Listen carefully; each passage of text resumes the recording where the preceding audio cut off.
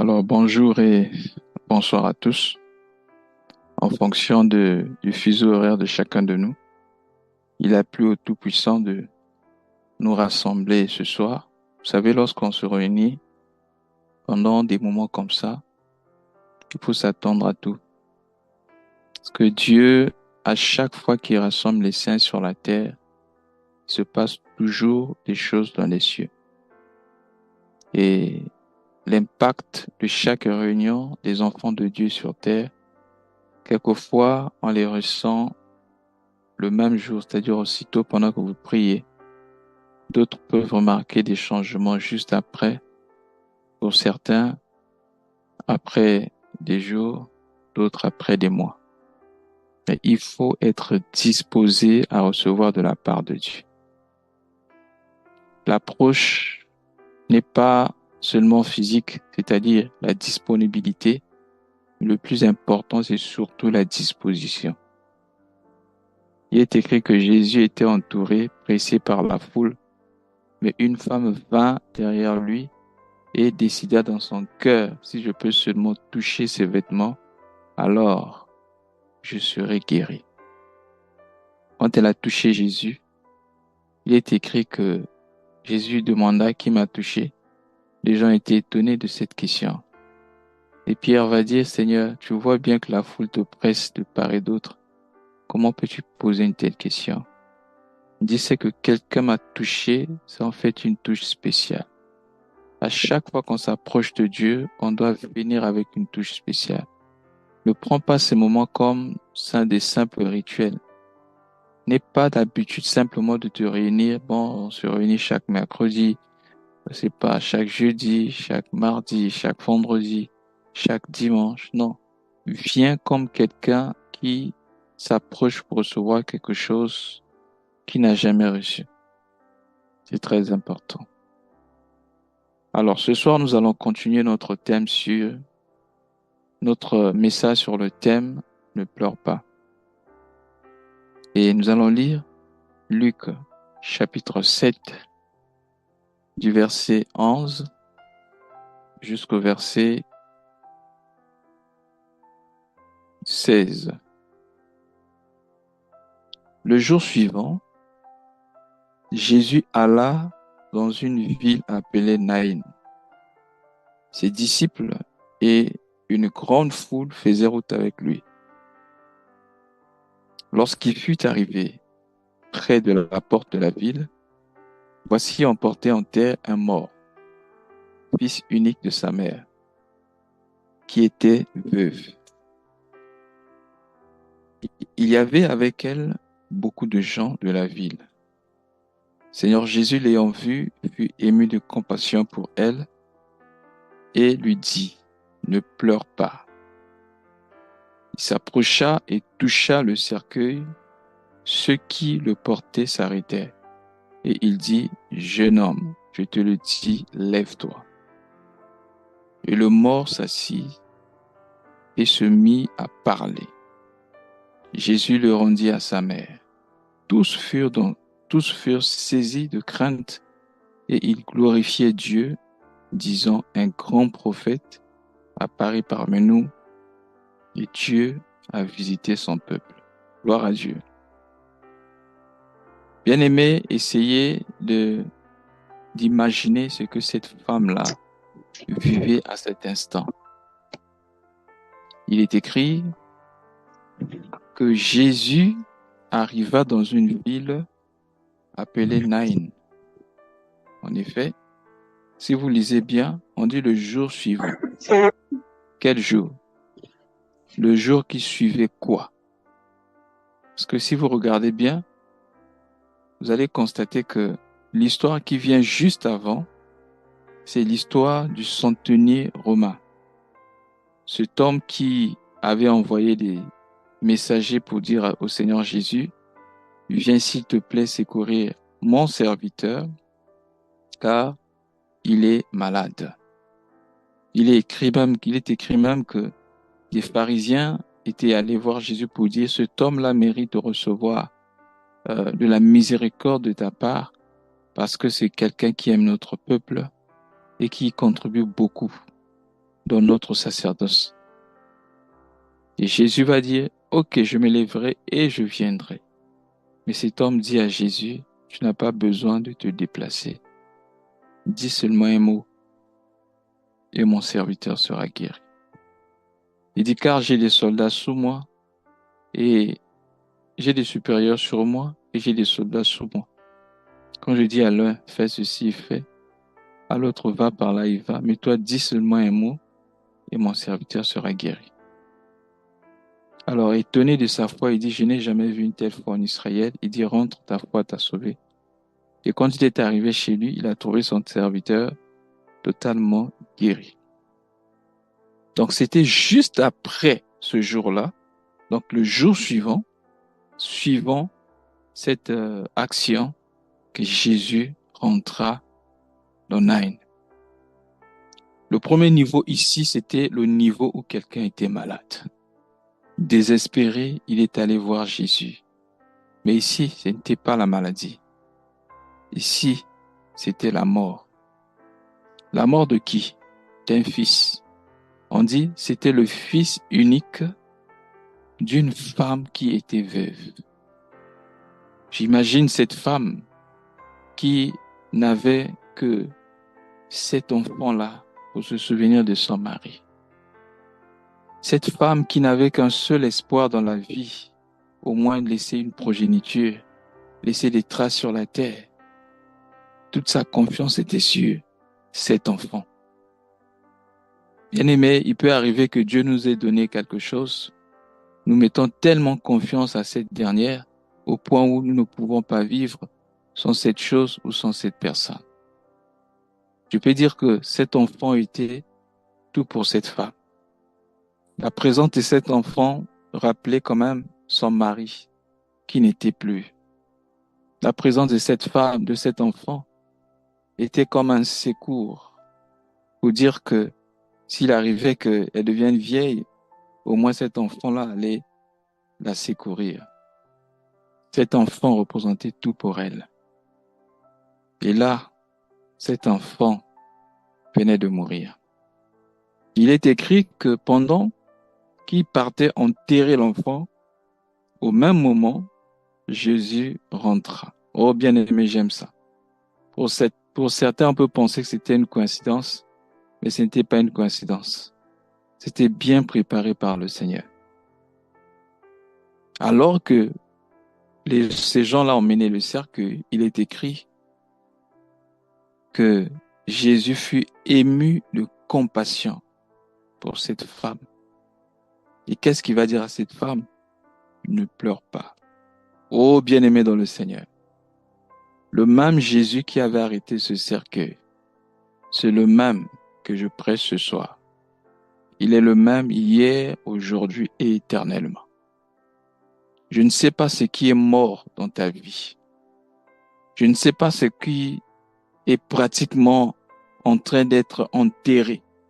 Il y a des gens qui se trouvent peut-être dans cette dimension-là. Tu vois ta vie dans un certain domaine. Tu te dis, là, j'espérais quand même, si c'était encore vivant, il y aurait peut-être changement. Mais là, tu n'espères plus. C'est-à-dire, tout est fini. Tu as comme l'impression que tu es au coucher du soleil de ta vie. Et bien aimé, j'aimerais nous rappeler quelque chose. Celui que nous servons s'appelle le soleil lèvant. Vous vous rappelez de ce qui s'est passé avec, je crois que c'est dans Josué chapitre, bon, en tout cas j'ai oublié le passage, mais avec Josué, comment le Seigneur avait stoppé le soleil à midi. Pourquoi stoppa-t-il le soleil à midi? Parce que il devait rendre victorieux son peuple. Parce que son peuple devait remporter cette victoire, alors Dieu arrêta le soleil. Et Josué, je crois, pria et dit, soleil, arrête-toi à Gabaon et toi, lune, sur la vallée d'Ayalon. On dit, c'est ce jour-là que Dieu écouta la voix d'un homme. Le soleil s'arrêta au milieu, au milieu du ciel pendant 24 heures. Donc, tel que nous sommes là, on doit savoir que le monde a été retardé de 24 heures seulement à cause de la solution que Dieu devait donner à un de ses enfants. Mon frère, ma sœur, quand Dieu veut faire quelque chose pour son enfant, il est capable de changer même les lois que lui-même il a placées. Selon la loi de la nature, la terre tourne autour d'elle-même pendant 24 heures. Mais comme son fils devait remporter cette victoire, il fallait que le soleil s'arrête au milieu du jour. Dieu, pour donner la solution à un de ses enfants, il est capable de changer les lois. Il est capable de faire de ta situation une exception. Même si pour tout le monde, ça passe toujours de la même façon. Même si dans la famille, tout le monde vit toujours les mêmes choses. Puisque tu es en Christ, tu es devenu une nouvelle créature, et il peut faire une exception. Bien aimé, ce jour-là, alors que il y avait deux groupes. Le premier groupe transportait la mort, mais le deuxième groupe transportait la vie. Bien aimé, c'était cortège contre cortège. Le cortège qui transportait la mort pour aller enterrer l'enfant et le cortège qui transportait la vie. Bien aimé, ayant au milieu d'eux aussi le Fils unique de Dieu. De l'autre côté, c'était la mort du fils unique de la veuve. De l'autre côté, le cortège transportait le Fils unique de Dieu. Et lorsqu'il a vu cette femme pleurer, il fut ému de compassion. Bien-aimé, Dieu a compassion de toi. Dieu a compassion de moi. Le Seigneur ne peut pas se réjouir lorsqu'il voit ses enfants souffrir. Bien que quelquefois il permet des circonstances pour nous édifier, pour nous faire croître spirituellement, pour nous rendre plus matures ou encore pour nous rendre plus forts, mais l'Éternel ne peut pas se réjouir lorsque nous souffrons. Il est miséricordieux, lent à la colère et riche en bonté. Oh bien-aimé, j'aime ce cortège, le cortège de la vie. Cortège contre cortège. Quel est le cortège qui a remporté? C'est le cortège de la vie. C'est pourquoi il est écrit que les ténèbres ne régneront pas toujours sur la terre. L'homme a été créé par la poussière de la terre. Quelles sont les ténèbres qui règnent dans ta vie? Quelles sont les ténèbres qui règnent dans la vie des membres de ta famille? Alors ce soir, nous venons avec le même Jésus qui avait arrêté le cercueil pour dire stop maintenant à tout ce qui est mort dans ta vie, que ce soit dans ta vie conjugale, que ce soit dans ta vie sanitaire, dans le nom puissant de Jésus-Christ. S'ils ont déclaré que c'est fini pour toi, si les médecins ont déclaré que c'est fini, il faut que tu passes forcément par une chirurgie. Nous venons ce soir avec celui qu'on appelle la vie pour changer les choses, proclamer la résurrection. En effet, Jésus, il n'est pas seulement celui qui apporte la résurrection, mais lui-même est la résurrection et la vie. Ce jour-là, vous savez, lorsqu'il se leva devant la tombe de Lazare, le verset le plus court de la Bible, Jésus pleura. Comme Marthe certainement a vu Jésus pleurer, comme Marie a vu Jésus pleurer, et s'est dit certainement, là c'est fini, il n'y a plus de solution. Car si vous écoutez les discours de ces deux femmes, chacune d'elles, lorsqu'elle a croisé Jésus, disait, Seigneur, si tu eusses été ici, mon frère ne serait pas mort. Mais maintenant même, je sais que tout ce que tu demanderas à Dieu, Dieu te l'accordera. Vous vous rappelez, quand ces femmes ont envoyé quelqu'un pour appeler Jésus, Jésus avait dit à cet homme, cette maladie n'est pas pour la mort, mais pour la gloire de Dieu. Il avait dit ça sur les disciples. Et Jésus resta expressément 2 jours là-bas. Oh, bien-aimé. 2 jours après, Lazare était mort. Et il fallait 2 jours pour marcher jusqu'à la ville de Béthanie où était Lazare. Donc cela faisait 4 jours. Quand il arrive, tout le monde avait dit, Seigneur, ils sont déjà. Il a dit, où est-ce que vous l'avez mis? Oh, bien-aimé, j'aime Jésus. Il n'a pas dit où est-ce que vous avez déposé ces restes mortels. Où est-ce que vous avez mis ça? Où est-ce que vous l'avez mis? Parce que pour Jésus, ce n'était pas la mort. Pour Jésus, c'était le sommeil. Et quand il est allé là-bas, il a dit à Marthe, il ressuscitera. Si tu crois, tu verras la gloire de Dieu. Marie dit, oui, je sais, il ressuscitera au dernier jour. Parce qu'en fait, eux, ils connaissaient le passage de Daniel chapitre 12 qui dit qu'à la fin des temps, certains ressusciteront pour la mort éternelle, certains pour la vie éternelle, d'autres pour la honte éternelle. Jésus dit non, je ne parle pas d'un événement, mais moi je suis la résurrection et la vie. Quand je rentre dans une vie, tout ce qui est mort commence à prendre vie. Tout ce qui est mort revient à la vie. Le même Dieu qui avait dit à Ézéchiel de prophétiser sur les ossements desséchés. Les ossements, ce n'était pas non seulement des ossements, mais c'était des ossements desséchés. Tout était sec. Il n'y avait plus d'espoir.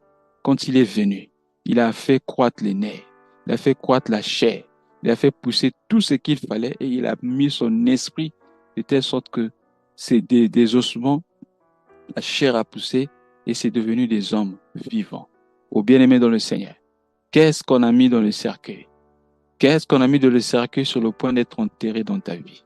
Dans ta vie émotionnelle. Tu n'es plus épanoui. Tu pries, c'est vrai, mais tout le temps tu pleures en cachette. Tu pries, c'est vrai, mais tout le temps tu es dérangé dans ton cœur parce que tu as comme l'impression que tout est mort et que tu es sur le point d'être enterré. Tu parles de la foi, mais dans ton cœur, tu n'as plus l'espoir parce que tu te dis, là, j'ai avancé. Est-ce que je pourrais atteindre ceci ou cela? Là, j'ai avancé. Est-ce que je pourrais me marier? Là, j'ai avancé. Est-ce que je pourrais mettre au monde? La maladie a avancé. Ça atteint de la stage, comment on dit ça?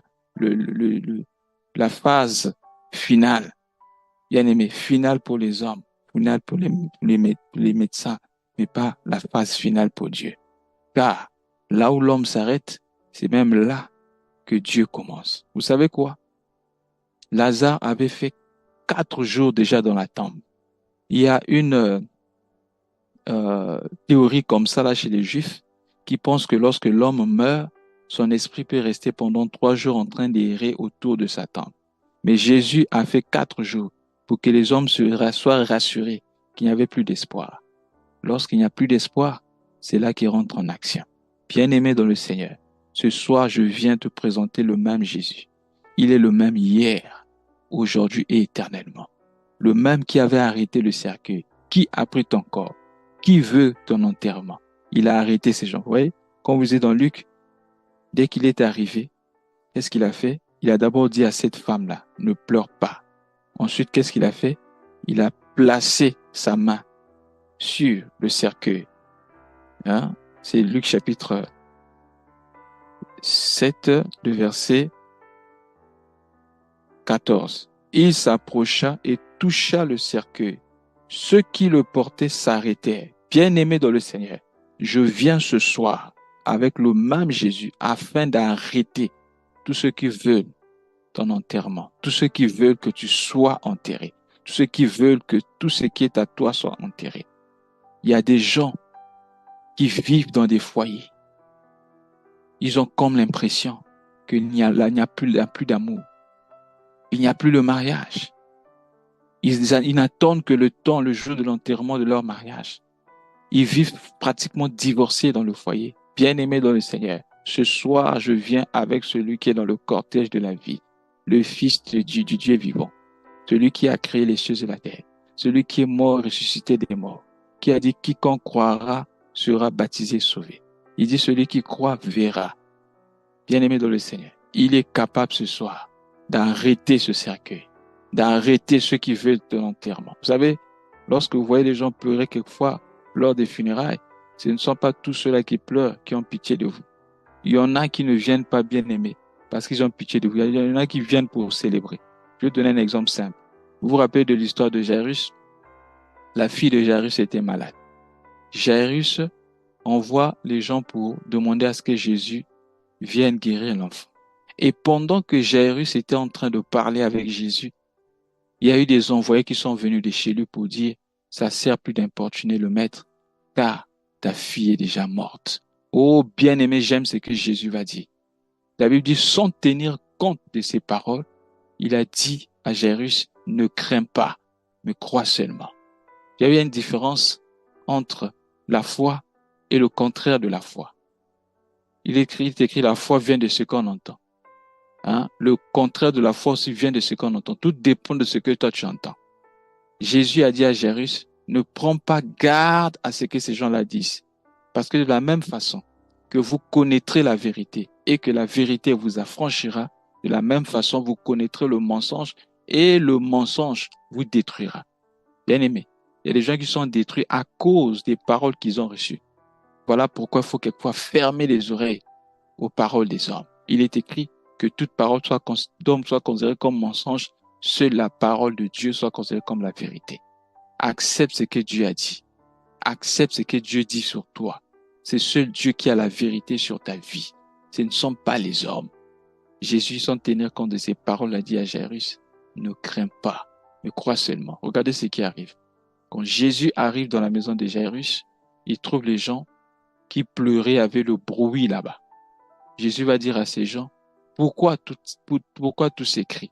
L'enfant n'est pas mort, mais l'enfant dort. La Bible dit, aussitôt ces gens commençaient à rire et à se moquer de Jésus. Comment on peut passer des pleurs au rire? Ça veut dire que ces gens-là ne pleuraient pas. C'était des hypocrites. Plusieurs viennent dans les enterrements, c'est des hypocrites. Ils font semblant de pleurer. Quelquefois, certains sont contents que vous soyez dans le malheur. Mais seul Dieu connaît les cœurs des humains. Bien aimé, ce jour-là, Jésus était obligé de faire sortir tout le monde pour opérer ce miracle. Même les disciples. Il a fait sortir les 9, il est resté avec les 3. Il a pris l'enfant, il a pris la maman de l'enfant et le papa de l'enfant, ils sont rentrés dans la maison. C'est là où il a dit à l'enfant, Talita Kumi, jeune fille, lève-toi. Et aussitôt l'enfant a repris la vie. L'enfant est revenu à la vie. Il a présenté l'enfant à ses parents. Bien-aimé dans le Seigneur, je ne sais pas ce que tu vis. Je ne sais pas ce que tu vis. Peut-être que tu as comme l'impression que tu es déjà mort. C'est-à-dire, c'est mort, tout ce que tu fais ne marche pas. Je ne sais pas dans quel domaine tu constates que tout est fini. Mais je suis venu te présenter un autre cortège qui fait face à ce cortège qui t'emmène à l'enterrement. Je dis que tu ne mourras pas, tu vivras. Et tu raconteras les œuvres de l'Éternel. Ton mariage ne mourra pas, il vivra. Et sur ton mariage racontera les œuvres de l'Éternel. Que Dieu te bénisse. Continuerons prochainement si le Seigneur le permet. Amen.